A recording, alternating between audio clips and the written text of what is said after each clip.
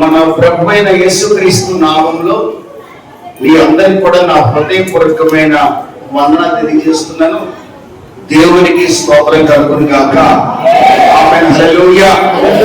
పేతురు రాసిన మొదటి పత్రిక 5వ అధ్యాయము 5వ వాక్యాన్ని చదువుతాను. చిన్నలారా, మీరు పెద్దలకు లోబడి ఉండి మీరందరూ ఎదుటి వారి ఎడల దీన మనస్సు అనే వస్త్రము ధరించుకొని మిమ్మల్ని అలంకరించుకోండి. దేవుడు అహంకారాన్ని ఎదిరించి దీనులకు కృప అనుగ్రహించును. దేవుడు తగిన సమయమందు మిమ్మల్ని హెచ్చించినట్లు ఆయన బలిష్టమైన చేతి కింద దీన మనస్కులై ఉండి ఆయన మిమ్మల్ని కూర్చి చింతించున్నాడు కనుక మీ చింత యావత్తు ఆయన మీద వేయుడి. ఆమేన్. హల్లెలూయా. హల్లెలూయా. పరిశుద్ధ గ్రంథం, పరిశుద్ధాత్మ దేవుడు మనతో మాట్లాడుతున్న మాట, ఈరోజు ఇక్కడ మీలో ఉన్న చాలా మంది రకరకాల చింతల్లో ఉన్నారు. ఇది వాస్తవం. ప్రతి ఒక్కరూ చింతించక మానడు. ఎంత పెద్ద దైవ సేవకుడైనా చింత అతని జీవితంలో కలగడం మామూలే. చార్లెస్ స్పర్జన్ అనే ఒక దైవ సేవకుడు, ప్రపంచ ప్రఖ్యాతి దైవ సేవకుడు అంటున్న మాట ఏంటంటే, ఆయన అంటున్న మాట, ఎందుకో తెలియదు కానీ నా జీవిత కాలం అంతా అన్ని ప్రసంగాలు చేస్తాను, అన్ని వాక్యాలు చెప్తాను, ఎంతో మందికి ప్రార్థన చేస్తాను, కానీ తెలియని వేదన నేను పడుకున్నప్పుడు ఎన్నో నిద్రలేని రాత్రులు అనుభవించాను. కారణం ఉందా అంటే ఏ కారణం లేకుండానే వేదన అతని జీవితంలో కలిగేదట. మార్టిన్ లూథర్ అనే దైవ సేవకుడు, ఈ రోజున మరియమ్మ పూజించే వారు తప్ప ఈ ప్రపంచంలో క్రైస్తవులు ఎవరు ఉండేవాడు కాదు. ఈ మార్టిన్ లూథర్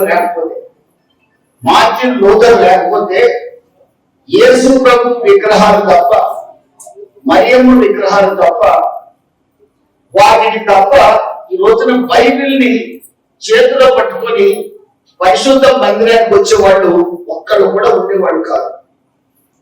కానీ ఇలాంటి మార్టిన్ లూథర్ క్యాథలిక్ క్రైస్తవుల సమాజాన్ని ఎదిరించి ఈ బైబిల్ని ప్రజలందరి చేతిలోకి తెచ్చిన దైవజనుడైన మార్టిన్ లూథర్ ఎప్పుడో కాదు, ఒక 400 సంవత్సరాల క్రితం మన మధ్యలో జీవించిన వ్యక్తి.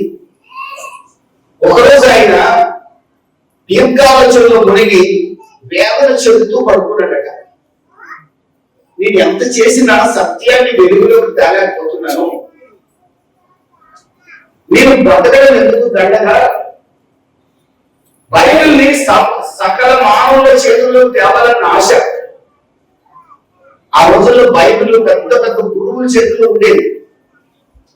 బైబిల్ అందరికి తెలియని ఆశ. బైబిల్ ఆ రోజుల్లో ఒక ఫారర్లకి, పోపులకు మాత్రమే తెలిసేది. బైబిల్ సత్యం ఎవరికి తెలియనిచ్చేవాడు కాదు. సత్యము తెలియకపోతే ప్రజలు సత్యం తెలియకుండా చేసి ప్రజలను దోచుకునేవాడు. ఆ రోజున పాప పరిహార పత్రాలను నమ్మి ఏదో రకంగా డబ్బు సంపాదించేవాడు. ఆ రోజుల్లో ప్రజలు సత్యాన్ని తెలుసుకోవాలి. యేసు ప్రభువే మార్గం, సత్యం, జీవం. మరియమ్మ దేవత కాదు, ఒక మనిషిగా యేసు ప్రభుని భూమి మీద తేవడానికి సాధనమైంది తప్ప ఆమె దేవత కాదు. ఆమె గౌరవించదగిన స్త్రీ. ఆమె ఒక మంచి కన్యక. ఆమె గర్భాన్ని దేవుడు ఎదుర్కొన్నంత మాత్రాన ఆమె దేవత కాదు, దేవుడు కాదు. ఆమెను పూజిస్తే ఏ మేలు కూడా జరగదు. పూజించాల్సింది ప్రభు అయిన యేసుక్రీస్తును మాత్రమే. ఆమేన్. హల్లెలూయా. ఈ యొక్క సత్యాన్ని ఏ విధంగా ప్రపంచానికి తెలియజేయాలని విశ్వాసం ద్వారానే మనిషి బతుకుతాడు తప్ప క్రైస్తవుడు ఏ ఫాదర్ దగ్గరికి లేకపోతే ఏ పెద్ద గురువు దగ్గరికి పోయి ఆయన కాళ్ళు పట్టుకున్నా, ఆయన చేతులు పట్టుకున్నా జరిగేది ఏముండదు. బ్రతికించగలిగిన వాడు యేసు మాత్రమే. ఆయన విశ్వాసం మాత్రమే బతికిస్తుంది. ఈ సంగతిని ప్రజలకు తెలియజేసి యేసుని నమ్ముకునేటట్లుగా చేయాలని ప్రజలు దూరమైకి గురి కాకుండా క్రైస్తవులు చూడాలని, ఈ సత్యము అందరికి అందుబాటులోకి రావాలని ఎంతో ప్రయత్నం చేసిన వ్యక్తి ఒకరోజు అంత పోరాడి కేవలంతో పడుకుంటే భార్య నల్ల బట్టలు కట్టుకొని వచ్చిందంట తన దగ్గరికి. ఆ జర్మనీ ప్రాంతంలో నల్ల బట్టలు కట్టుకొని ఉంటే ఎవరైనా సరే ఎవరో చచ్చిపోయారని అర్థం మా ఇంట్లో. అందుకే బ్లాక్ డ్రెస్ అంటే నాకు పెద్ద ఇష్టం ఉండదు.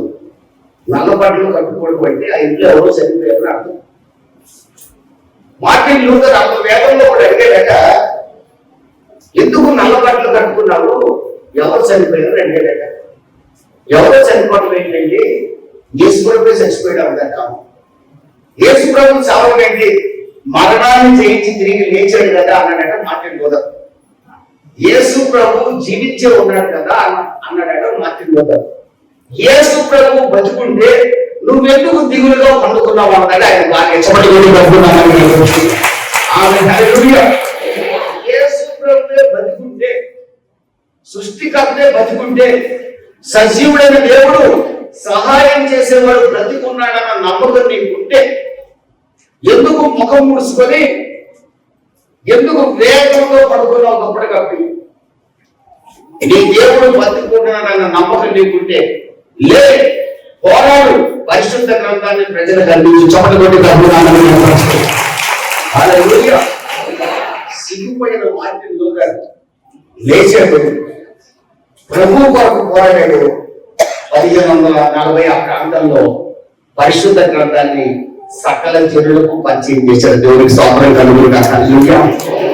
ఈ రోజు మనం ఈ గ్రంథం మన చేతిలో ఉందంటే, మీరు ఎక్కడికి పెడుతున్నారు ఈ గ్రంథం నాకు తెలియదు, కొండ మీద మూత పెడుతున్నారు, తగ్గలు పెట్టుకుంటారు నాకు తెలియదు. కానీ ఒక యోధుడు పోరాడి వెలుగులోకి తెచ్చిన గ్రంథం, ఒక యోధుడు యొక్క పోరాట ఫలితం.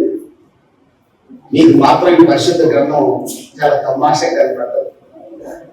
దానికి కొబ్బరి అంటిస్తారు, దానికి ఆమదం అంటిస్తారు, దాని అవసరమైతే అలా బాత్రూమ్ వెళ్ళొచ్చి అలా పట్టేసుకుంటారు. ఇష్టానుసారాన్ని పరిశుద్ధ గ్రంథం చేసేవాళ్ళు చాలా మంది ఉన్నారు. అలాగని నేను పొందించమంటలా, గొప్ప భక్తులు పోరాట ఫలితమే ఈ పరిశుద్ధ గ్రంథం. అన్నిటికంటే ముఖ్యం, ఈ పరిశుద్ధ గ్రంథంలో రాయబడిన మాటలు మీ ప్రభు అయిన యేసుక్రీస్తు మీ కొరకు మరణించి తిరిగి లేచినందునే రాయబడ్డాయి. మాటలు ఏంటో కాదు, ఈ బైబిల్లో ఉన్న ప్రతి మాట మీరు ఆరాధిస్తున్న ప్రభు అయిన యేసుక్రీస్తే మాట. వాక్యమే దేవుడు, ఆ దేవుడు ప్రభు అయిన యేసుక్రీస్తు. 2 కొరింథీ 1వ అధ్యాయంలో 8, 9, 10 వాక్యాలు మీరు చదివితే అక్కడ అపోస్తలుడైన పౌలట బహు వేదన చెందుతున్నాడట. చూడండి, 2 కొరింథీ 1:8, మాసిదోనియాలో ఆసియాలో మాకు సంభవించిన శ్రమలు గూర్చి మీకు తెలియజేయకుండా నేను ఉండలేను, బ్రతుకుతామన్న నమ్మకం కూడా మాకు లేని శ్రమలు వచ్చాయి అంటున్నాడు. చాలు, బ్రతుకుతామన్న నమ్మకం కూడా మాకు లేదన్న శ్రమలు వచ్చాయి. ఎందుకు ఈ అపోస్తలుడైన పౌలు వేదన చెందాడంటే శ్రమల వల్ల వేదన చెందాడు. 2 కొరింథీ 11వ అధ్యాయం 23 నుంచి 33 వాక్యాలు మీరు చూస్తే పలుమార్లు కొరడ దెబ్బలు తిన్నాడు, రాళ్లతో కొట్టించుకున్నాడు. ఏమంటే చచ్చిపోయాడని వదిలేసి వెళ్ళారు శత్రువులు. ఎంత వేదన ఒక్కసారి ఆలోచించండి. మనకి చిన్న రాయి తగిలితేనే తట్టుకోలేమే, చిన్న ముళ్ళు గుచ్చుకుంటే తట్టుకోలేమే, మన బిడ్డకి చిన్న దెబ్బ తగిలితే తట్టుకోలేమే. అన్నిసార్లు రాళ్లతో కొట్టించుకొని కొరడాలతో కొట్టించుకొని ఆ బిడ్డ, ఆ సేవకుడు ఎంత వేదన చెంది ఉంటాడు. ప్రియమైన దేవుని బిడ్డలరా, ఎంత పెద్ద క్రైస్తవుడైనా ఖచ్చితంగా ఒకరోజు వేదనకు గురవుతాడు. మీ మీ మీ జీవితాల్లో ఇక్కడున్న మీలో మీ పిల్లల వల్ల కానీ, మీ భార్య వల్ల కానీ, భర్త వల్ల కానీ, మీ అన్నదమ్ముల వల్ల కానీ మీరు వేదనకు గురవుతున్నారేమో. మేము క్రైస్తవులమేనా కాదా అని కంగారు పడకండి, మీరు క్రైస్తవులే. చప్పట్లు కొట్టి ప్రభువు నామాన్ని కనపరుచుకుందాం. ఆమేన్, హల్లెలూయా. నిజమైన ప్రతి క్రైస్తవుడు ఏదో ఒక వేదన గుండా వెళ్తాడు. పిల్లలు లేననే వేదన. పరిశుద్ధ గ్రంథంలో మొదటి సమూయేలు గ్రంథం 1వ అధ్యాయం 10వ వాక్యంలో, నా ప్రియ సహోదరి బహు దుఃఖాక్రాంతురాలై దేవుని మందిరానికి వచ్చి ఏడ్చింది. కారణం పిల్లలు లేరనే వేదన. పిల్లలు లేరనే బాధ, కొరత, ఆమె జీవితంలో కొరత ఆమెను వేదనకు గురి చేసింది. పౌలు జీవితంలో కలిగిన హింసలు అతన్ని వేదనకు గురి చేశాయి. యోనా అనే ఒక భక్తుడున్నాడు. 4వ అధ్యాయం 3వ వాక్యంలో అంటాడు, నినివే పట్టణస్థులు మారారనే సంగతి విని ఎదుటివాడు మారితే యోనా అనే ప్రవక్త తట్టుకోలేకపోయాడు. ఇది ఒక భయంకరమైన వేదన వీడిది.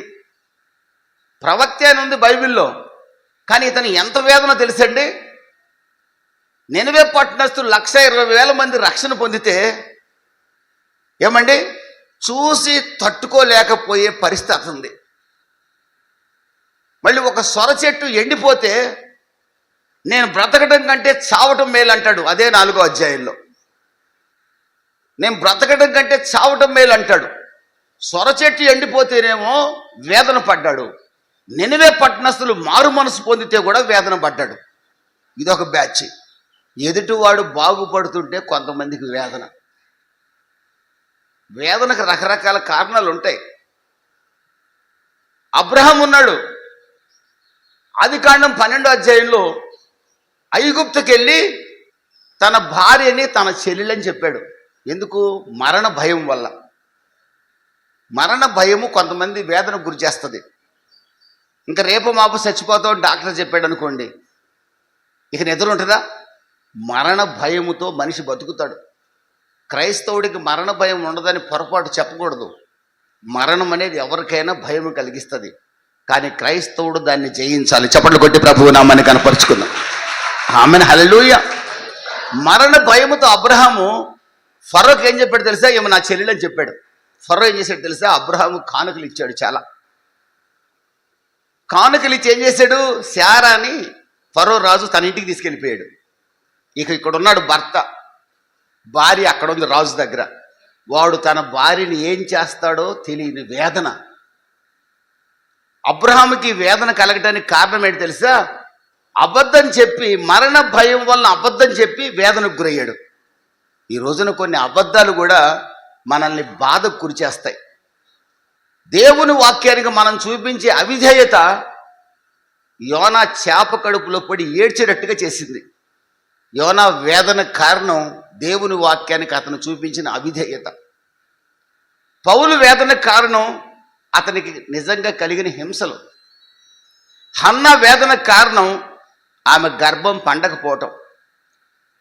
కీర్తనల గ్రంథం 13వ కీర్తన ఒకసారి కనుక మీరు చూస్తే 13వ కీర్తనలో 2వ వాక్యంలో కీర్తనకారుడు అంటాడు, ఎంతకాలం అయ్యా నేను ఈ విధంగా బతకాలి? ఎంతకాలం నీవు నన్ను చూడకుండా ఉంటావు? ఎంతకాలం నాకు సహాయం చేయకుండా ఉంటావు? నా వేదన, నా బాధ, నా శత్రువులను చుట్టుకొని ఉన్నారు.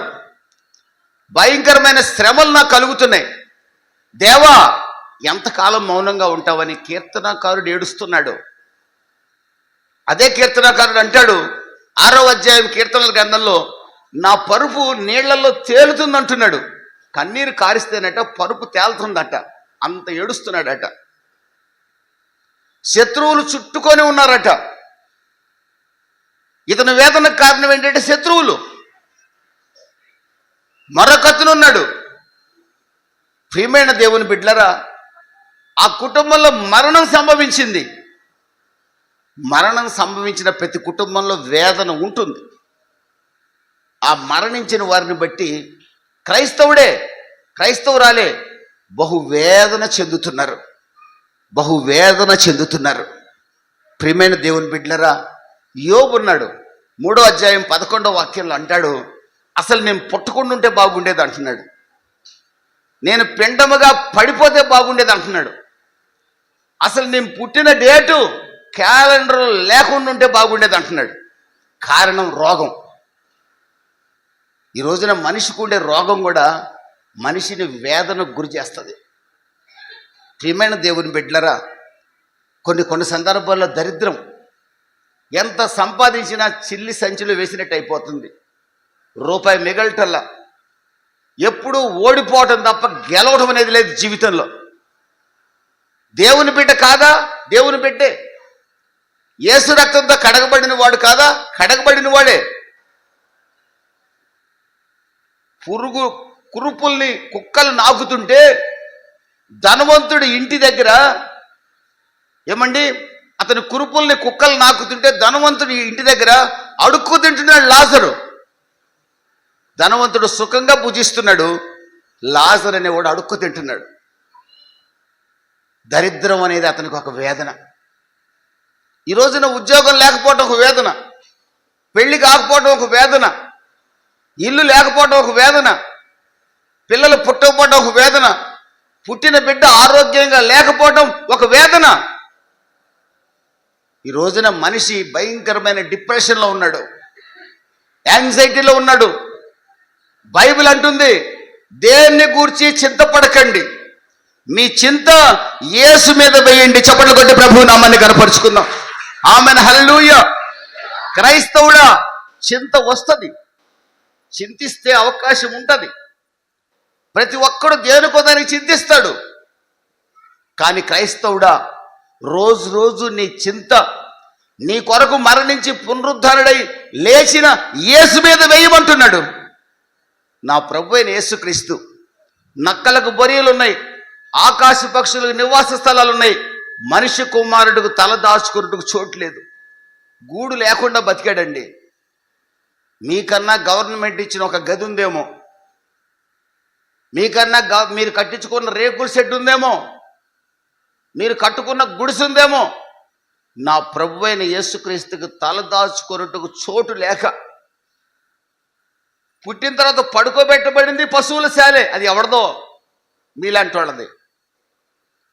ఇంటికి పోదామని పోతే పిచ్చోడా ఎల్రా అన్నారు అన్నదమ్ములు. కన్న తల్లి కూడా తన బిడ్డల్ని వారించలా, అన్నయ్యని పిచ్చోడు అంటారు ఏంట్రా అని. నా ప్రభు అయిన యేసుక్రీస్తు ఎప్పుడు తిన్నాడో ఎప్పుడు తినలేదో, ఎప్పుడు త్రాగాడో ఎప్పుడు త్రాగలేదో,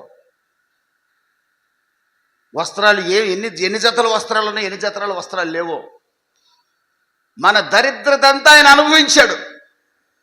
1 కొరింథీ 15వ అధ్యాయంలో పౌలు గారు అంటాడు, యేసుక్రీస్తు మనల్ని ఆశీర్వదించడం కోసం ఆయన దరిద్రుడయ్యాడు. చప్పట్లు కొట్టి ప్రభువు నామాన్ని కనపరుచుకుందాం.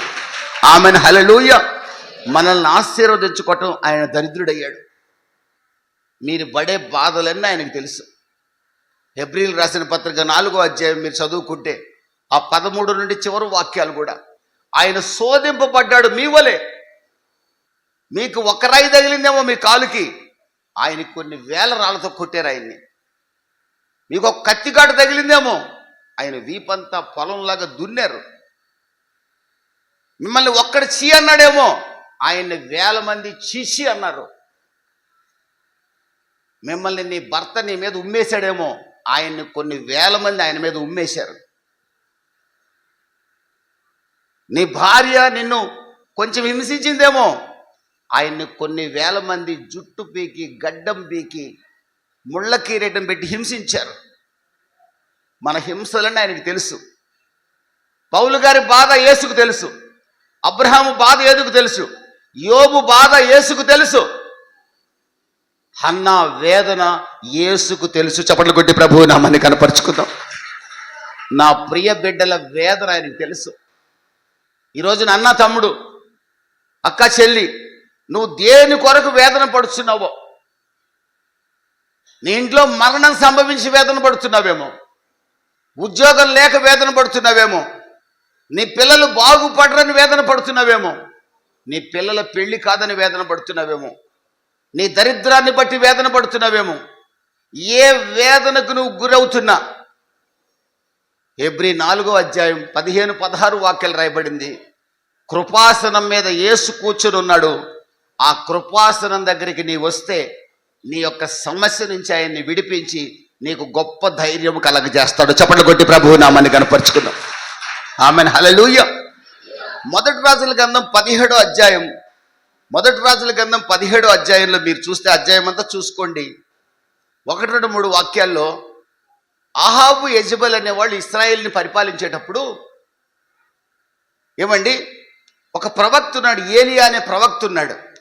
ఆ ప్రవక్త చెప్పాడు, మీరు జీవము గల దేవుణ్ణి విసర్జించి విగ్రహారాధన చేస్తున్నారు, మీరు దుర్మార్గమైన కార్యాలు చేస్తున్నారు, అసహ్యమైన దేవతలను పూజిస్తున్నారు, అష్టారోతు దేవతలను పూజిస్తున్నారు, బయలు దేవుళ్ళను పూజిస్తున్నారు, మీ పిల్లల్ని దేవుళ్ళకు బలులుగా అర్పిస్తున్నారు అన్య దేవతలకి.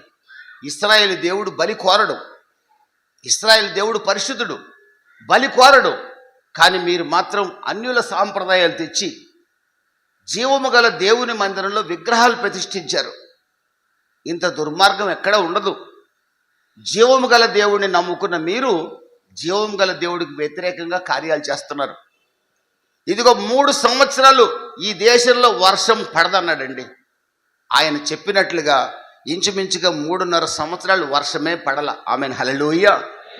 అదే 17వ అధ్యాయంలో సీదోన్ అనే ప్రాంతానికి వెళ్తే అక్కడ ఒక విధవరాలు ఉంది, సారెపతు విధవరాలు.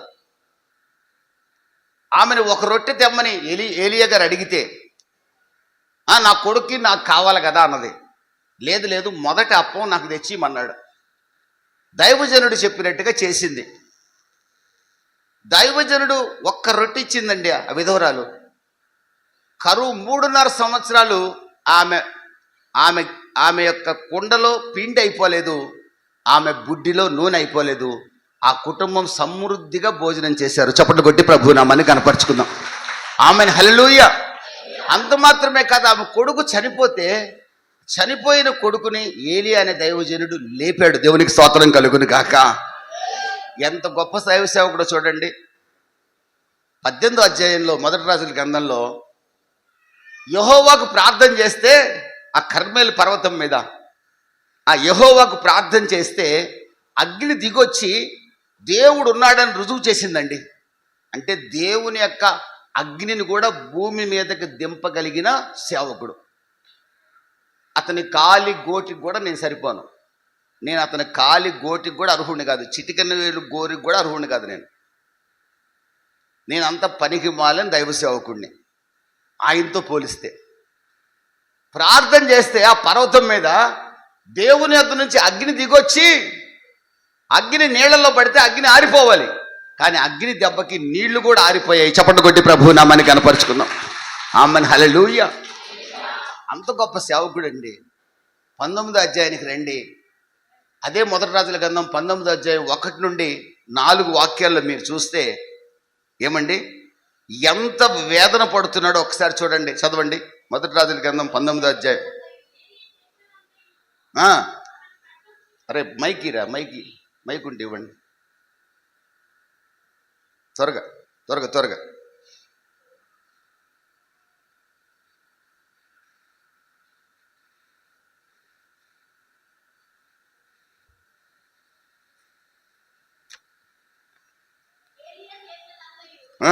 అతడు ఖడ్గము చేత ప్రవక్తలందరినీ చంపించిన సంగతియు అహాబు యెజెబెలునకు తెలియజెప్పగా, యెజెబెలు ఒక దేవదూత చేత ఏలీయాకు వర్తమానం పంపించెను.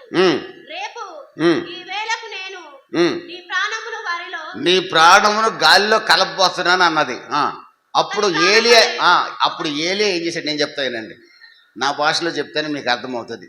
అప్పుడు ఏలియా ఒక వృక్షం కింద కూర్చొని, బదరీ వృక్షం కింద కూర్చొని మరణాపేక్ష గలవాడై, ఇక నేను బ్రతకటం అనవసరం, నా ఇంట్లో మరణం సంభవించింది, నేను కూడా చచ్చిపోతా, నాకు ధనం లేదు, ఈ అప్పుల బాధ తట్టుకోలేకపోతున్నాను, నేను ఊరేసుకుంటా, నాకు ఉద్యోగం రావట్లేదు, ఇక నేను బతికి వేస్ట్, రైలు కింద పడతా, నా పిల్లకి పెళ్ళి కావట్లేదు, ఇక నేను బతకడం అనవసరం, నాకు పిల్లలు పుట్టట్లేదు, నన్ను అందరూ గొడ్రాలు అంటున్నారు, ఇక నేను బతకడం అనవసరం.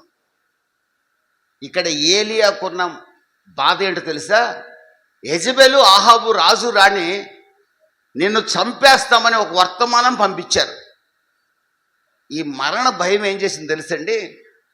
అతన్ని చావాలనే ఆశ అతనిలో కల్పించింది. ఈ రోజున అంత గొప్ప దైవజనుడే మరణాపేక్ష కలిగి వేదన చెందితే దేవుడు ఏం చేశాడు తెలుసా? ఏలియాను లేపి ధైర్యపరిచి అనేక సంవత్సరాలు బతికేటట్లుగా చేసి పరలోకం నుండి అగ్ని రథాలు పంపించి రెండు రాజుల గ్రంథం 2వ అధ్యాయంలో 1-2 అధ్యాయంలో పరలోకము నుండి అగ్ని రథాలు పంపించి ఏలియాని దేవుడు పరలోకానికి చేర్చుకున్నాడు. చప్పట్లు కొట్టి ప్రభువు నామాన్ని కనపరుచుకుందాం. ఆమెన్, హల్లెలూయా. నేను చనిపోతానంటే దేవుడు వెంటనే చంపడం. ఈ రోజున మీరు ఎంతమంది అయితే ఇక నా జీవితం అనవసరం అనుకుంటున్నారో దేన్ని బట్టి, దేవుడు అంత తేలిగ్గా మిమ్మల్ని వదలడు. మిమ్మల్ని ఇంకా అనేక సంవత్సరాలు బతికించి మిమ్మల్ని ఆశీర్వదించి ఒక రోజున తన మహిమలో చేర్చుకోబోతున్నాడు. శక్తి కలిగినంత చప్పట్లు కొట్టి ప్రభువు నామాన్ని కనపరచండి. ఆమెన్, హల్లెలూయా, హల్లెలూయా. మరణమా నీ ముల్లెక్కడ? మరణమా నీ విజయం ఎక్కడ? మరణపు ముళ్ళు విరిచిన యేసు నీకు తోడుగా ఉండబోతున్నాడు. గట్టిగా చప్పట్లు కొడుతూ ప్రభువు నామాన్ని కనపరుచుకుందాం. ఆమెన్, హల్లెలూయా, హల్లెలూయా. మరణాపేక్ష కలిగిన ఏలియాని దేవుడు విడిచిపెట్టల. కాకోలములు పంపించి ఆహారాన్ని భుజింపజేసి, దేవదూతను పంపించి ఆహారాన్ని పెట్టి, శక్తినిచ్చి బలాన్నిచ్చి ఎలీషా అనే దైవ సేవకుడిని అభిషేకించినట్లుగా చేశాడు. ఆమెన్, హల్లెలూయా. ఏలియా మరణించిన వారిని 4 లేపితే ఎలీషా 8 మందిని లేపాడు. ఆమెన్, హల్లెలూయా. నీ కొరకు గొప్ప ఆశీర్వాదం ఉందండి. ఇక్కడున్న మీ అందరి కొరకు గొప్ప ఆశీర్వాదం దాగి ఉంది. మీ జీవితం అయిపోయింది అనుకుంటున్నారు. ఏలియా కూడా అయిపోయింది అనుకున్నాడు. ఇక చావటమే శరణ్ అనుకున్నాడు. చంపేయి ప్రభు అని ప్రార్థన చేశాడు. ఓరే, అప్పుడే చచ్చిపోతే ఎట్టరా? అప్పుడే చచ్చిపోతే ఎట్ట ఏలియా? నీకు చాలా పని ఉంది. అక్కడ ఎలీషా అనే ఒక దైవ సేవకుడిని, ఒక వ్యక్తి పొలం దున్నుకుంటున్నాడు, అతన్ని అభిషేకించు. సిరియా మీద రాజుగా ఒకరిని అభిషేకించు. నీకు చాలా పని ఉంది. నీకంటే శక్తి కలిగిన సేవ నువ్వు చేయి పెట్టిన వాడు చేయబోతున్నాడు. చప్పట్లు కొట్టి ప్రభువు నామాన్ని కనపరుచుకుందాం. మీరు ఎవరి కొరకు ప్రార్థన చేయబోతున్నారో ఈ రోజు నుండి వాళ్ళు మీకంటే బలమైన విశ్వాసులుగా మారబోతున్నారు. దేవునికి స్తోత్రం కలుగును గాక. మీరు మీ మనవడి మీద చేయబెట్టినా, మనవరాల మీద చేయబెట్టినా, ఎవరి మీద చేయబెట్టి మీరు ప్రార్థన చేసిన విశ్వాసంతో, పరిశుద్ధమైన హృదయంతో వారు మీకంటే గొప్ప విశ్వాసులుగా మారబోతున్నారు. నిరాశ పడకండి, చావడానికి సిద్ధం కాకండి. చప్పట్లు కొట్టి ప్రభువు నామాన్ని కనపరుచుకుందాం. ఆమెన్, హల్లెలూయా. మీకు గొప్ప లైఫ్ ఉందండి. గొప్ప లైఫ్ ఉంది మీకు. గొప్ప జీవితం ఉంది మీకు. ఏలియా చావాలనుకున్నాడు, దేవుడు చావనీయలా. మీరు చావాలనుకుంటున్నారేమో, దేవుడు చావనీయడు. మిమ్మల్ని చావనీయడు. ఆయన మీ మీద గొప్ప అభిషేకం ఇవ్వబోతున్నాడు. మీరు ఎవరి కొరకు ప్రార్థన చేస్తారో వాళ్ళని దేవుడు గొప్పగా దీవించబోతున్నాడు. ఆమెన్, హల్లెలూయా. నిరాశ పడకండి, నిస్పృహ పడకండి, మంచం మీద ముసుగుదాన్ని పడుకోకండి, సిగ్గుపడకండి, తలదించుకోకండి. ఇశ్రాయేలు దేవుడు పరాక్రమము గల దేవుడు. గట్టిగా చప్పట్లు కొట్టి ప్రభువు నామాన్ని కనపరుచుకుందాం. పరాక్రమము కలిగిన దేవుడు మీ మధ్య నడుస్తున్నాడు. ఆమెన్, హల్లెలూయా. ఆయన దీపం వెలిగించాడంటే ఆరిపోదు. ఆమెన్, హల్లెలూయా. ఆయన వెలిగించిన దీపం ఎవడు ఆర్పలేడు. ఆయన మీ గుండెల్లో ఉండాలని ఆశపడుతున్నాడు. నీలో ఉన్న భయం ప్రభు నీలో ఉండనీయదు. జాగ్రత్త. ప్రియమైన దేవుని బిడ్డలారా, ఏలియా భయానికి కారణం మరణ భయం. ఈ రోజున కొత్త నిబంధనలో యేసు రక్తంతో కడగబడిన మనతో ప్రభు అంటున్నాడు. 1 యోహాను 4వ అధ్యాయం 8వ వాక్యం ప్రకారం దేవుడు ప్రేమై ఉన్నాడు. ప్రేమ కలిగిన దేవుణ్ణి నమ్ముకున్న మనం మరణానికి భయపడాల్సిన అవసరం లేదు.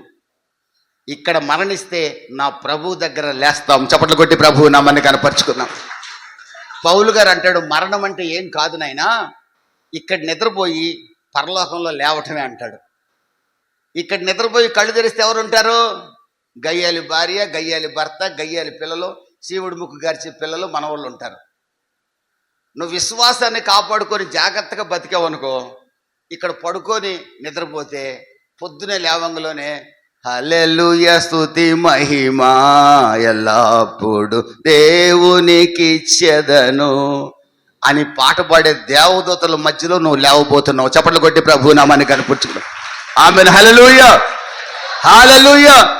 పరిశుద్ధుడు పరిశుద్ధుడు పరిశుద్ధుడని దేవదూతల చేత కొనియాడబడుచున్న ఆ సైన్య సమూహం మధ్యలో నీవు నిద్ర లేస్తావు. దేవునికి స్తోత్రం కలుగును గాక. హల్లెలూయా. ఇల్లు ఉడిసే పని లేదు, ముక్కు తుడిసే పని లేదు.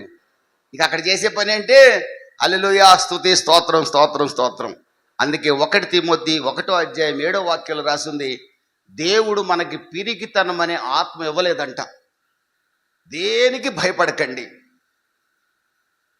16 సామెతల గ్రంథం, దేనిని గూర్చి చింతపడకండి, భయపడకండి, మీ భారం మీ చింత నా మీద వేయండి. దేవునికి స్తోత్రం కలుగును గాక.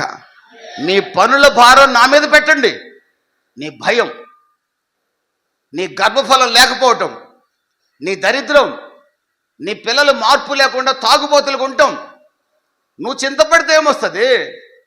నువ్వు చింతపడితే వేదన మిగులుతుంది.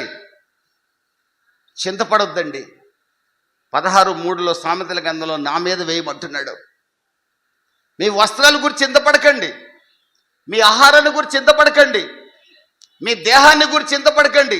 దేహం మీద చిన్న దద్దురాంగలోనే ఏమైందని కంగారు పడకండి. ప్రభు చెప్తున్నా డైరెక్ట్గా, మీ ప్రాణాన్ని కాపాడేవాడిని నేను. చప్పట్లు కొట్టి ప్రభువు నామని కనపరుచుకుందాం.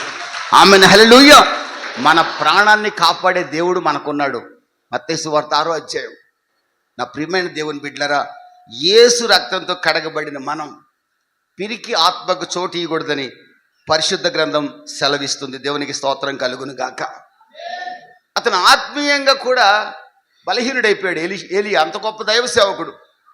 ఇంకా దేవుడు ఏముంది, మందిరం ఏముంది, ఎంత జరిగాక ఇంకా మందిరానికి ఏం వెళ్తాను, ఎంత ప్రార్థన చేసినా ఏం జరగట్లేదు, ఇంకా మందిరానికి వెళ్ళి ఏం చేస్తాం, చౌటపల్లి నుంచి ఛార్జీలు పెట్టుకొని దరిద్రం, ఇక్కడ ఏదో ఒక దరిద్రానికి వెళ్దాం, ఏదో ఒక మందిరానికి అని 4 రోజులు వెళ్ళి అక్కడి నుంచి మళ్ళీ భజన చేసే మందిరానికి వెళ్దాం, మళ్ళీ పెట్టుకునే మందిరానికి వెళ్దాం. అలా వెళ్ళే బ్యాచ్ చాలామంది ఉన్నారు, చాలామంది వెళ్ళారు కూడా. ఈరోజు ప్రభు మీతో మాట్లాడుతున్నాడు. మీ జీవితంలో ఏ కొరత తీరినా తీరకపోయినా మీరు దేవుని మందిరంలో నిలిచి ఉండండి. ఒక రోజున మీ కొరతను తీర్చే బాధ్యత దేవుడు తీర్చుకుంటాడు. చప్పట్లు కొట్టి ప్రభువు నామాన్ని కనపరుచుకుందాం. ఆమెన్, హల్లెలూయా. మీ కొరతను ప్రభు తీరుస్తాడు. ఆమెన్, హల్లెలూయా. యెహోవా కాపరిగా మీ జీవిత కాలం అంతా ఉండాలి. అప్పుడు ఆయన లేమి కలగకుండా మిమ్మల్ని కాపాడగలుగుతాడు. ఆధ్యాత్మికంగా కూడా అతను బలహీనుడయ్యాడు. ప్రియమైన దేవుని బిడ్డలారా, అంత భక్తుడు చావు కోరుకున్నాడంటే ఇక దేవుడి మీద విశ్వాసం సన్నగిల్లింది ఆయనకి. ఈ రోజున ప్రభు మనతో మాట్లాడుతున్నాడు. కీర్తనల గ్రంథం 18:2 కానీ 46 1 కానీ దేవుడు మనకు ఆశ్రయము దుర్గమై ఉన్నాడు. ఆపత్కాలంలోనే ఆయన నమ్ముకొనదగిన సహాయకుడు. మీరు సంతోషంగా ఉన్నప్పుడు దేవుడిని ఆరాధించండి, చాలా సంతోషపడతాడు ఆయన. మీరు దుఃఖంలో ఉన్నప్పుడు మీకు దగ్గరగా ఉండేవాడు నేను ప్రకటిస్తున్నా యేసుక్రీస్తు. ఆమేన్, హల్లెలూయా. 1 పేతురు 4:16 పేతురు భక్తుడు అంటాడు, మీరు శ్రమల పాలవుతున్నప్పుడు దేవుని ఆత్మ మీ మీద నిలిచి ఉన్నదని గుర్తుపట్టండి. మీరు ఎవరైతే ఈరోజు వేదనలో ఉన్నారో, బాధలో ఉన్నారో, కష్టంలో ఉన్నారో, మీరు ఒక్కసారి మీ పక్కన చూసుకోండి. మీ పక్కన పరిశుద్ధాత్మ దేవుడు ఉన్నాడు. చప్పట్లు కొట్టి ప్రభువు నామాన్ని కనపరుచుకుందాం. ఆమేన్, హల్లెలూయా. ఒక్కసారి మీరు పైకి చూడండి, మీ మీద పరిశుద్ధాత్ముడు నిలిచి ఉన్నాడు. గట్టిగా చప్పట్లు కొట్టి ప్రభువు నామాన్ని కనపరుచుకుందాం.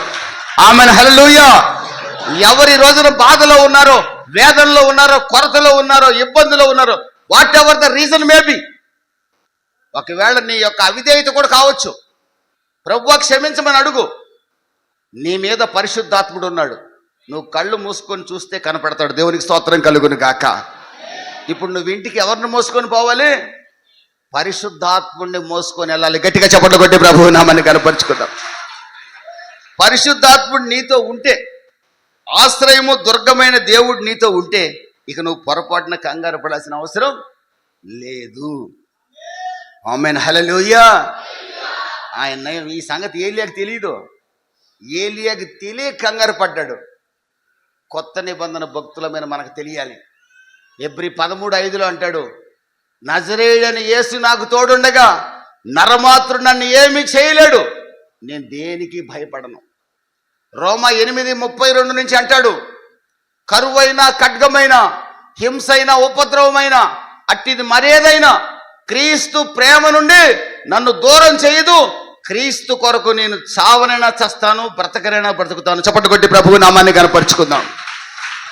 ఫిలిప్పీ 1:19-20-21 అంటాడు, బ్రతుకుట క్రీస్తే, చావైతే నాకు లాభం. దేవునికి స్తోత్రం కలుగును గాక. అందుకే ఫిలిప్పీ 3:14 అంటాడు, వెనుకున్న వాటన్నిటిని మర్చిపోయా, నా నష్టాన్ని, నా కష్టాన్ని, నా పిల్లల మరణాన్ని, నా భార్య మరణాన్ని, నా దరిద్రాన్ని, నా తిండి లేని రోజులన్నీ మర్చిపోయా, విశ్వాసాన్ని కర్త, దాన్ని కొనసాగిస్తున్న యేసు వైపు చూస్తూ గురి యొద్దకే నేను పరిగెత్తుతున్నా, ధైర్యంగా పరిగెత్తుతున్నాను. ఆమేన్, హల్లెలూయా. ధైర్యంగా పరిగెత్తు, ధైర్యంగా పరిగెత్తు. ధైర్యంగా పరిగెత్తిన పౌలు నీతి కిరీటాన్ని పొంది నా ప్రభు దగ్గర ఉన్నాడు. పిరికితనంతో నువ్వు పరిగెత్తితే జాగ్రత్త సహోదరి సహోదరుడా, క్రీస్తు రక్తాన్ని అపవిత్రపరుస్తున్నావు. నువ్వు యేసు రక్తంతో కడగబడ్డావు, విలువైన రక్తంతో కడగబడ్డావు. గొప్ప రక్షణ నీకు ఇచ్చాడు దేవుడు. పిరికితనం కొన్ని నిమిషాలు మాత్రమే ఉండాలి మన జీవితంలో, లేదా 1 రోజు 2 రోజులే ఉండాలి, లేదా 3 రోజులు ఉండాలి. అంతకు మించి ఉండకూడదండి. అంతకు మించి ఉంటే నేను సేవ చేయగలిగేవాడిని కాదు. మీకు బాగా తెలుసు, అమ్మగారు నన్ను చేయబెట్టి నడిపించింది. ఆమె మాట్లాడకుండా నేను ఎప్పుడు ప్రసంగం చేయలే. మీ సేవకుడు కూడా అమ్మగారిని మాట్లాడడానికి, అమ్మగారు ఏం మాట్లాడినా మాట్లాడినా అమ్మగారు మీకంటే ఎక్కువేంటి అనేవాడు. మీ అందరికీ తెలుసు. ఈ చుట్టుపక్కల ఏ మందిరానికి వెళ్ళినా ఆమె మాట్లాడకుండా నేను ప్రసంగం చేసేవాడిని కాదు. పాట పాడాలంటే ఇష్టం, ఆరాధన అంటే మహా ఇష్టం.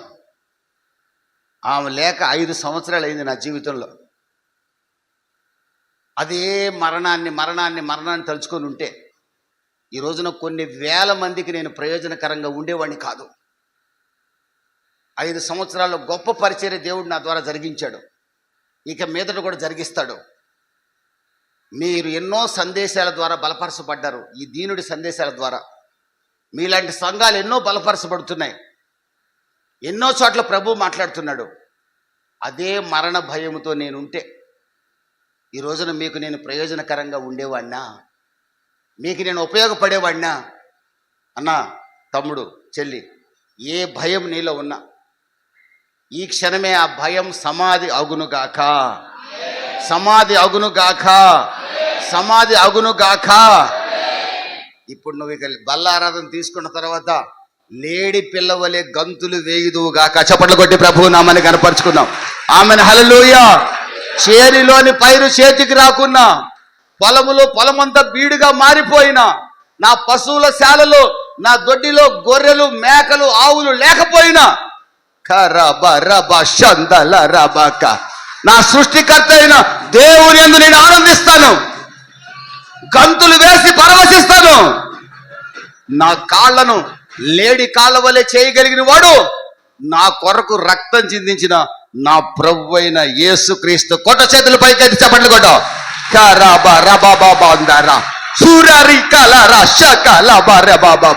థ్యాంక్ యూ జీసస్, హల్లెలూయా. నీవు క్రొత్త నిబంధన సంఘానికి చెందిన దానివి. నీవు క్రొత్త నిబంధన సంఘానికి చెందిన దానివి. ఏలియా పాత నిబంధన సంఘం, నీవు క్రొత్త నిబంధన సంఘం.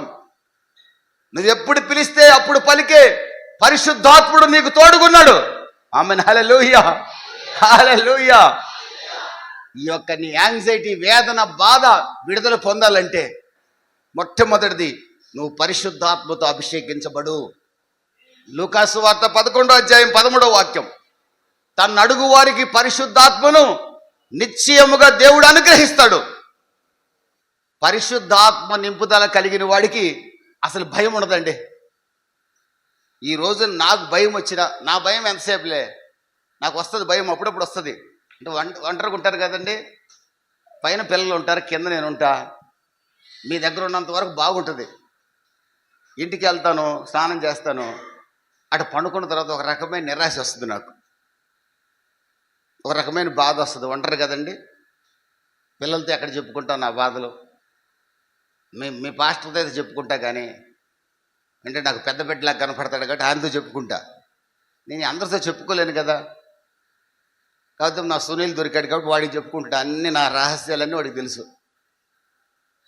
చెప్పుకోగల అందరితో చెప్పలేను కదండి. మీ అందరితో చెప్పాను అనుకోండి, అమ్మో ఈయనకు కూడా ఇన్ని సమస్యలు ఉన్నాయి అంటారు కదా మీరు.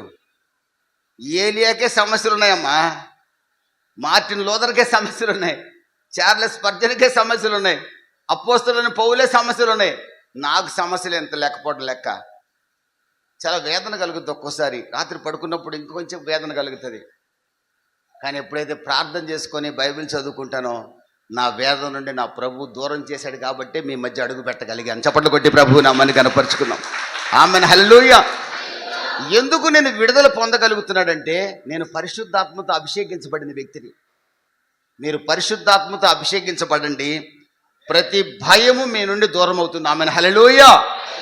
ప్రార్థించండి, పరిశుద్ధాత్మతో అభిషేకించబడండి. అపోస్తలుల గారు 2వ అధ్యాయంలో 120 మంది మేడగదిలో ఉండి ఏం చేశారు? గలగల గలగల ప్రార్థన చేశారు. ఎలా ప్రార్థన చేశారు? గలగల గలగల ప్రార్థన చేశారు. మిమ్మల్ని ప్రార్థన చేయమంటే నన్నేనండి అంటారు మీరు.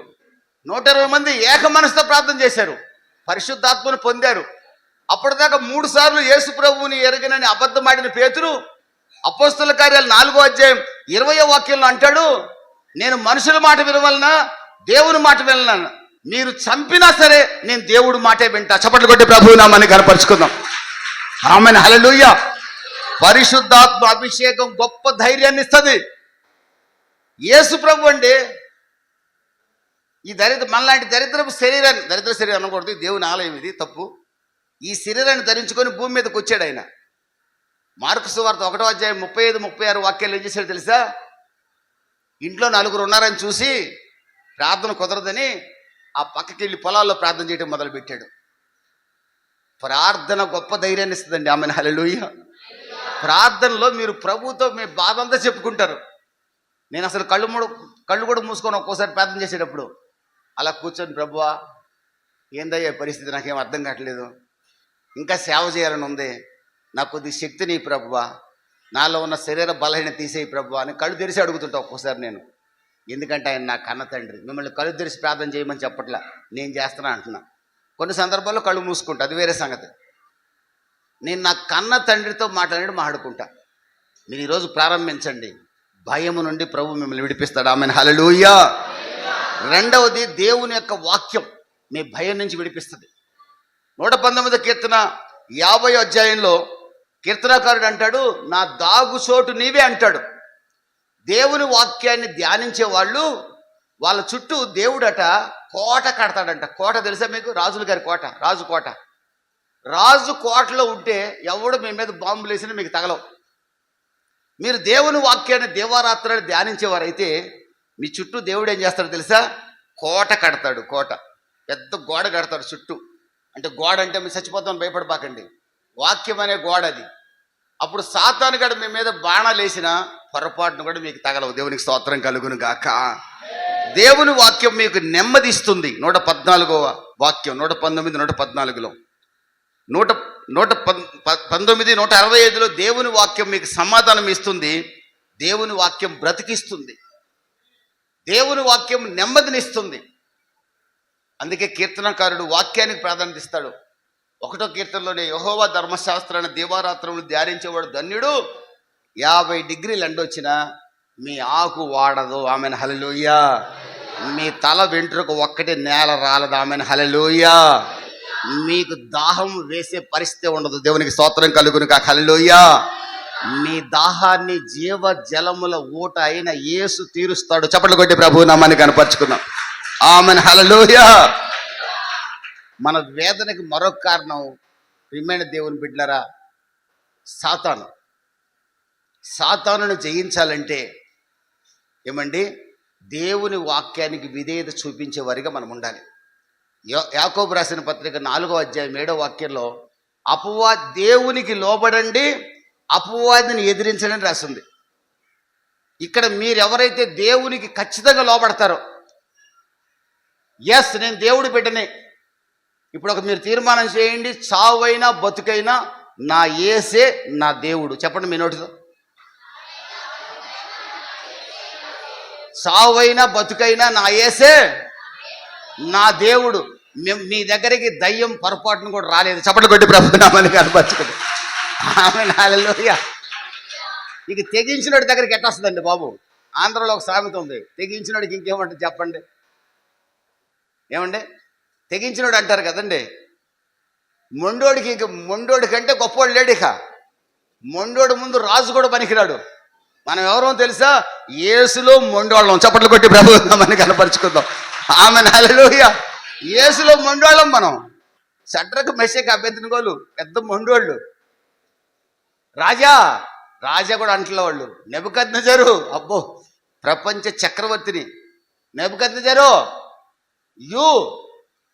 ఆహా, ఈ అగ్నిగుండంలో మమ్మల్ని ఇలాగే ఉంచినా వేసిన ఆ బొమ్మకు మాత్రం దండం పెట్టం, సావైనా బ్రతుకైనా మా దేవుడితోనే. చప్పట్లు కొట్టి ప్రభు నామాన్ని కనపరుచుకుందాం. ఆమేన్, హల్లెలూయా. ఇందాక పాటలు తెగబాడారు ఇక్కడ. మీ పాస్టర్ గారి కంటే కూడా సూపర్గా పాడారు. మీ పాస్టర్ గారు కూడా బాగా పాడాడు ఈరోజు మొదటి పాట. ఇక్కడ పాడిన వాళ్ళు కూడా చాలా బాగా పాడారు. సావైన బతుకైనా నీతోనే దేవా. కొన్ని చర్చిల్లో పాడతారు, వీరు పాడలేదులేండి. పాట వరకే ఉంటుంది క్రైస్తవులమైన మనకి. అది జీవితంగా మారగలిగితే పొరపాటును కూడా దురాత్మని టచ్ చేయలేడు. దేవునికి స్తోత్రం కలుగును గాక. ఏమండి పాస్టర్ గారండి, సైతాను గాడు కార్యం చేస్తున్నాడండి. ఆ మాట అసలు నీ నోట రాకూడదు. నువ్వు పరిశుద్ధాత్మతో నింపబడిన వ్యక్తివైతే, పరిశుద్ధాత్మ అభిషేకాన్ని పొంది ప్రార్థించే వ్యక్తులు, సైతాను పొరపాటును కూడా వాళ్ళని టచ్ చేయలేడు. ఆమేన్, హల్లెలూయా. పరిశుద్ధాత్మ కలిగిన వాడు నిలబడతాడు కానీ పడడు. చప్పట్లు కొట్టి ప్రభు నామాన్ని కనపరుచుకుందాం. ఆమేన్, హల్లెలూయా.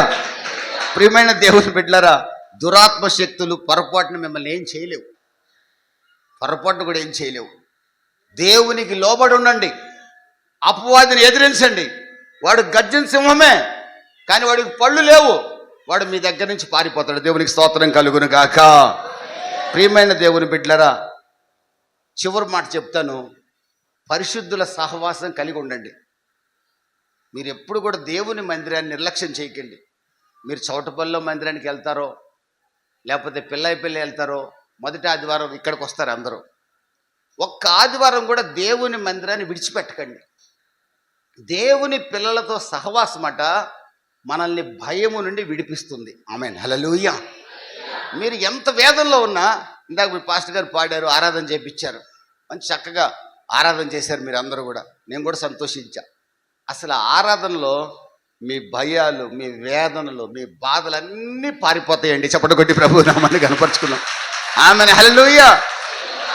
ఆరాధనలో నాకు అది కావాలి ఇది కావాలని అడగబాకండి. ఆరాధన అంటే అయ్యో నాకు అది కావాలి అయ్యా అని అడగకూడదు. ఆరాధన అంటే ఏంటి తెలుసా? దేవుణ్ణి పొగిడేది ఆరాధన. దేవుణ్ణి పొగడండి ఆరాధనలో. అర్ధగంట ఆరాధన అయినా సరే మీరు పొగుడుతూ ఉంటే దేవుడు సంతోషపడిపోయి మీ హృదయంలో ఉన్న బాధని అలాగే తీసివేస్తాడు. చప్పట్లు కొట్టి ప్రభు నామాన్ని కనపరుచుకుందాం. ఆమేన్, హల్లెలూయా. నేను నమ్ముతాను. నేను ఒక సాక్ష్యం విన్నాను. నేను నమ్ముతాను. మెడ్రాసులో ఒక దైవ సేవకుడు సాక్ష్యం విన్నాను. నేను ఈ పరలోకానికి పోయాను, యేసు ప్రభు దగ్గర ఇడ్లీ తిన్నాను, ఈ దరిద్రులు చెప్పే సాక్ష్యాలు నమ్మను. కానీ నేను అక్కడ చెప్తాడు, యేసు ప్రభు దగ్గర ఇడ్లీ సాంబార్ తిన్నాడంట. మెడ్రాసోడు కాబట్టి సాంబార్ తిన్నాను అంటాడు. అదే ఆంధ్రప్రదేశ్ వాడు, తెలంగాణ వాడు పోతే చట్నీతో తిన్నాను అంటాడు. ఇవన్నీ అబద్ధాలు. యేసు ప్రభు దగ్గరికి భోజనం చేసి వచ్చాను, యేసు ప్రభు మెడలో బంగారు దండ వేసుకున్నాడు, ఖమ్మంలో ఒక ఆమె చెబుతుంది ఆ మధ్య. యేసు ప్రభు దగ్గర బంగారు సింహాసనం చూశాను, నన్ను కూర్చోబెట్టాడు. ఏమి సాక్ష్యాలు అర్థం కాదు. కాదు ఒకటి మాత్రం నిజం. ప్రభు అయిన యేసుక్రీస్తు యొక్క పరిశుద్ధులతో మీరు సహవాసం చేస్తే, ఏమండి, దైవ సేవకుని విడిచిపెట్టకుండా దైవ సేవకుని వెంబడిస్తే, దేవుని బిడ్డలతో సహవాసం చేస్తే, మీ ప్రతి భయము ఆందోళన ప్రభు దూరపరిచి, ఏమండి, మీతో ప్రభు మాట్లాడి ఎంత కష్టంలో ఉన్నా మీకు నెమ్మది కలగజేస్తాడండి. దేవునికి స్తోత్రం కలుగును గాక. హల్లెలూయా. ఒక చోట ఇలాగే ఆరాధన చేస్తుంటేనట, మరి నేను నమ్ముతాను, మీరు నమ్మలేరు, ఒకతనికి పళ్ళన్నీ ఊడిపోయి ఉన్నాయంట. కానీ ఆరాధన చేసిన గంట సేపట్లో ఆపరేషన్ చేసినట్లుగా అతనికి ఆ టీత్ అన్ని కొత్త టీత్ వచ్చాయంట. నేను విన్నాను. కాలేబ్ అనే ఒక దైవ సేవకుడు మెడ్రాసులో ఆయన చెప్తుంటే విన్నాను నేను. అతను మంచి సేవకుడు, మంచి వాక్యమే చెప్తాడు, ఇంక వేరే అద్భుతాలు ఇటటి చెప్పడు. ఆరాధనలో జరిగే అద్భుతం చెప్పాడు ఆయన. ఒక చోట ఒక అద్భుతమైన కిడ్నీ కొత్తగా మార్చబడిందట. ఆరాధనలో ఉండగా ఆమె కిడ్నీ మీద మనసు పెట్టకుండా ప్రభువుని స్తుతిస్తూ ఉందట. సడన్గా నూతన కిడ్నీ ఆమెకు పెట్టబడిందట. డాక్టర్ దగ్గరికి వెళ్తే అసలు నీ కిడ్నీ రోగమే లేదన్నారంట. ఆరాధనలో అద్భుతాలు జరుగుతాయి. అందుకని ఎంతసేపటికి నా కొడుకుని మార్చండి, మా ఆయన్ని మార్చండి, నాకు డబ్బులు ఇవ్వండి అని ఆరాధనలు అడగబాకండి. ఆరాధనలో మహిమా స్వరూపైన దేవుడికి మీకు ఎన్ని పేర్లు తెలుసో ఈ పాస్టర్ గారు పాటలు కడుతూనే ఉన్నాడుగా. జగదుత్పత్తిదారుడా, అది సుందరుడా పాటలు ఎన్ని బాగా గుర్తుపెట్టుకోండి. మీరు కళ్ళు మూసుకున్నప్పుడు అది సుందరుడా, యేసయ్యా, స్తోత్రం, మహిమా స్వరూపుడా, కనికర స్వరూపుడా పొగడతా ఉండండి. అద్భుతం దిగి వస్తుంది. చప్పట్లు కొట్టి ప్రభువు నామాన్ని కనపరుచుకుందాం. ఏప్రిల్ రాసిన పత్రిక 10వ అధ్యాయము 24-25లో సమాజముగా కూడుకొనుట మానకండి. మీకు ఫ్రెండ్స్ ఎవరో తెలుసా? ఆ ఊళ్ళో తాగుబోతోళ్ళు కాదు, మీకు నిజమైన ఫ్రెండ్స్ ఇక్కడ ఉన్నోళ్ళే. చప్పట్లు కొట్టి ప్రభు నామాన్ని కనపరచండి. ఆమెను హల్లెలూయా. వీళ్ళే నిజమైన ఫ్రెండ్స్, మీకు వీళ్ళే నిజమైన స్నేహితులు. వీరికంటే మించిన మంచి స్నేహితుడు, నమ్మదగిన వాడు ప్రభు అయిన యేసుక్రీస్తు. యేసుతో సహవాసం చెయ్యండి, పరిశుద్ధులతో సహవాసం చెయ్యండి. మీ భయము, మీ ఆందోళన, మీ యొక్క ప్రతి పరిస్థితిని కూడా నా ప్రభు విడిపిస్తాడు. దేవునికి స్తోత్రం కలుగును గాక. Amen hallelujah. ఫైనల్గా ఏలియా అనే దైవ సేవకుడు, వీరికి వాడై చావాలనుకున్న దైవ సేవకుడిని దేవుడు అగ్ని రథాలు పంపించి పరలోకాన్ని తీసుకెళ్ళాడు. What about you? మీ సంగతి ఏంటి, నా సంగతి ఏంటి? ఒక తీర్మానం చేసుకుందాం. ప్రభు మనతో అంటున్నాడు ఎబ్రీ 12:1 ప్రకారం విశ్వాసాన్ని కర్త, దాన్ని కొనసాగించువాడని యేసు వైపు చూస్తారా అని అడుగుతున్నాడు. రోమా 12 ప్రకారం సజీవ యాగంగా నాకు సమర్పించుకుంటారా అంటున్నాడు. పేతురు రాసిన 2వ పత్రిక 3వ అధ్యాయం ప్రకారం నా రాకడ కొరకు ఎదురు చూస్తూ పరిశుద్ధమైన ప్రవర్తనతో భక్తితో బ్రతుకుతారా అని ప్రభు మనల్ని అడుగుతున్నాడు. తలలో వంచుదామా?